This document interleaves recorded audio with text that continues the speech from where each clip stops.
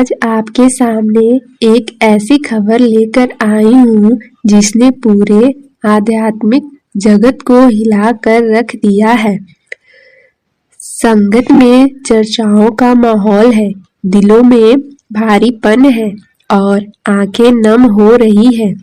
भक्तों की जुबान पर सिर्फ एक ही प्रश्न है, ऐसा क्यों हुआ? अचानक यह स्थिति कैसे आ गई? एक ऐसे महापुरुष जिनके दर्शन और वचनों ने लाखों लोगों का जीवन बदल दिया, आज अपने स्वास्थ्य के कारण अस्पताल में भर्ती है। यह घटना मात्र चिकित्सा से जुड़ी बात नहीं है, बल्कि करोड़ों श्रद्धालुओं की भावनाओं से जुड़ा विषय है। बाबा जी का नजदीकी माने जाने वाले संत प्रेमानंद जी महाराज की तबीयत अचानक बिगड़ गई।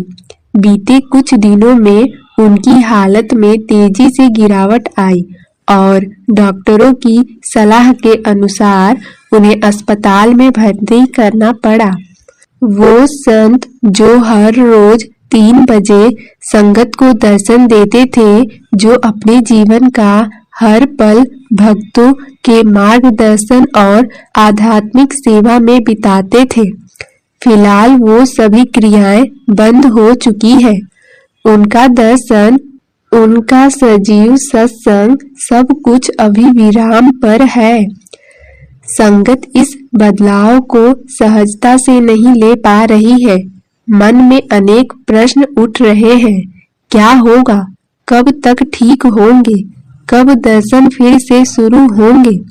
अस्पताल के बाहर भीड़ लगना शुरू हो गया है। लोग दूर दूर से सिर्फ एक झलक देखने या हाल खबर लेने पहुंच रहे हैं। भावनाएं स्वाभाविक है, लेकिन प्रबंधन ने और डॉक्टरों ने स्पष्ट रूप से अनुरोध किया है कि ऐसी भीड़ उपचार प्रक्रिया में बाधा डालती है। ऐसे समय में सबसे बड़ा सेवा भाव यही है कि हम उन्हें स्वस्थ होने का समय दें, अस्पताल के नियमों का पालन करें और अपने मन की सकारात्मक ऊर्जा उनके लिए प्रार्थना में लगाएं। उनकी वर्तमान स्थिति को देखते हुए भक्तों के मन में चिंता स्वाभाविक है। दोनों गुरुओं ने काम करना बंद कर दिया है और मेडिकल दृष्टि से यह बेहद गंभीर अवस्था है। फिर भी जो लोग उनके निकट रहे हैं, उनका मानना है कि महाराज अपनी सेवा निरंतर करते रहे। यह केवल ईश्वरीय कृपा से संभव हो पाया। एक साधारण इंसान ऐसी अवस्था में इतना सहज नहीं रह सकता, लेकिन संतों का जीवन अलग होता है। वहाँ अहंकार, स्वयं का स्वार्थ नहीं, केवल सेवा होती है।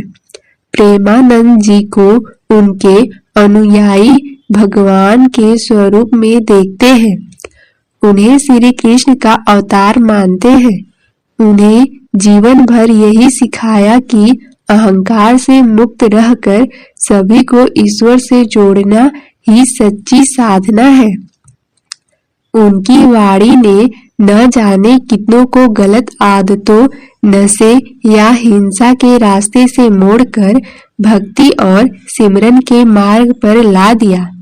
ऐसे में उनका अचानक अस्वस्थ होना संगत के लिए भावनात्मक परीक्षा जैसा है। बाबा जी भी पिछले 2 दिनों से डेरा में ही हैं। संगत के बीच खबरें हैं कि वे अपने वास स्थान से नहीं निकले और समय को ध्यान में रखते हुए सत्संग का संचालन सीमित रखा गया है।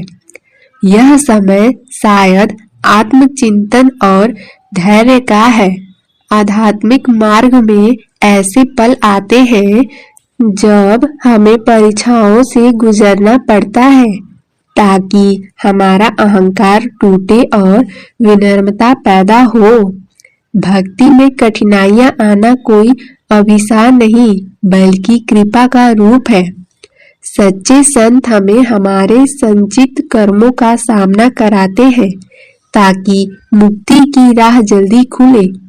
दुख के पल, विरह की पीड़ा, ये सब साधक को भीतर से बदल देते हैं। जब ईश्वर की लालसा इतनी बढ़ जाती है कि संसार की चीजें महत्व खो देती है, तब मन बेचैन होना शुरू होता है, नींद कम हो जाती है, खाने पीने की इच्छा घटती है और मन केवल सत्य की ओर खींचता है। यह अवस्था डिप्रेशन नहीं, आत्मिक जागरण है। लेकिन मन हमेशा विरोध करता है, सवाल उठाता है। यहाँ श्रद्धा और गुरु पर विश्वास हमें आगे बढ़ाता है। संत का जीवंत रूप ही साधक का मार्गदर्शक होता है।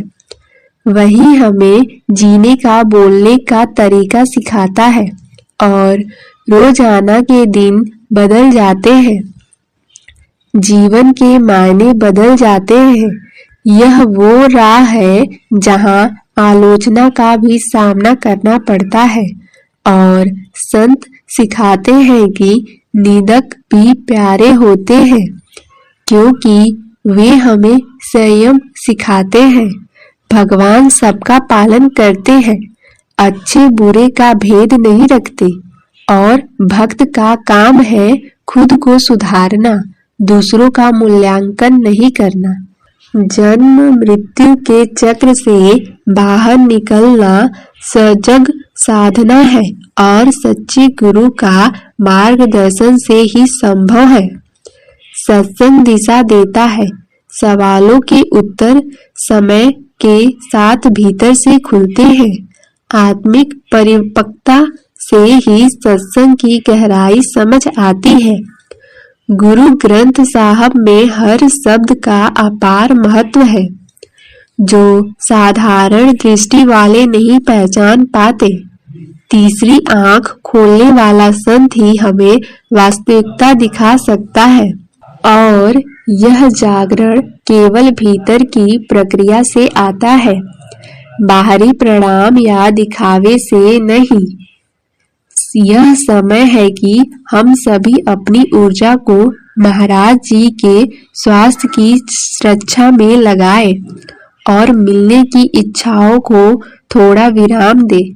सच्ची सेवा यही है कि हम उनके आत्मिक उपदेशों को जीवन में उतारें और इस मुश्किल घड़ी में उनकी सुविधा के लिए संयम और धैर्य रखें। उनका जीवन सेवा के उदाहरण के रूप में है और हम इस समय सिर्फ प्रार्थना और विश्वास से ही उनका साथ दे सकते हैं। उनके ठीक होने के बाद फिर से दर्शन होंगे, लेकिन तब तक हर साधक को अपने भीतर वही परिवर्तन और संयम लाना है जो उन्होंने हमें सिखाया है। यही भक्ति की असली कसौटी है। गुरु पर विश्वास, धैर्य और प्रेम। आज इस घटना ने हमें याद दिलाया है कि संत भी शारीरिक रूप से शरीर की सीमाओं में होते हैं, लेकिन उनकी कृपा और सेवा का प्रवाह असीमित है। प्रेमानंद जी महाराज के शीघ्र स्वास्थ्य लाभ के लिए संगत में एक ही स्वर है, महाराज जी जल्दी स्वस्थ हो। यह हमारे लिए भी आत्म परीक्षण का अवसर है कि जब गुरु कठिनाई में हो, हमारी प्रतिक्रिया कैसी हो। क्या हम अनुशासन रखते हैं, नियम मानते हैं या केवल भावनाओं में बह जाते हैं। सच्ची भक्ति का मतलब गुरु की इच्छा के अनुसार चलना है और इस समय उनकी इच्छा साफ है। उपचार के लिए शांति और प्रार्थना ऐसे कठिन समय में मनोवैज्ञानिक दृष्टि से भी यह जरूरी है कि हम भीड़ से बचें ताकि उनके मन में भी कोई दबाव न बने। भावनात्मक जुड़ाव सही है, लेकिन उसे प्रार्थना और ध्यान के माध्यम से व्यक्त करना ज्यादा लाभकारी है। संगत के मन में जो पीड़ा और विरह है उसे साधना में बदलना ही सबसे अच्छा उपाय है। यह वही मार्ग है जो हर सच्चा संत हमें सिखाता है। दुख को भक्ति में बदलो, विरह को ईश्वर की चाह में बदलो और इंतजार को संयम से पार करो।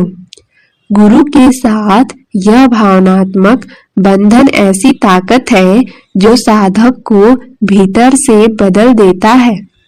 जब उनका जीवन और उनकी शिक्षा हमारे जीवन में उतर जाती है तो संकट के पल हमें और सख्त बना देता है। आने वाले समय में जब महाराज जी स्वस्थ होकर फिर से संगत में होंगे तो यह कठिन समय हमारे अंदर नई समझ और गहराई छोड़ जाएगा। इस वक्त सबसे जरूरी है कि हम अपने संकल्प को मजबूत रखें, उनके संदेशों का याद करें और ईश्वर से यही प्रार्थना करें कि वो जल्दी स्वस्थ होकर फिर से लाखों दिलों की धड़कन बने। हर भक्त का दिल यही कह रहा है, महाराज जी हम आपका इंतजार कर रहे हैं, लेकिन उससे पहले हम आपकी इच्छा का पालन करते हुए शांति से प्रार्थना में जुड़े रहेंगे। यही हमारी सच्ची भक्ति है, यही आपकी सच्ची सेवा है। संगत जी आज के लिए इतना ही।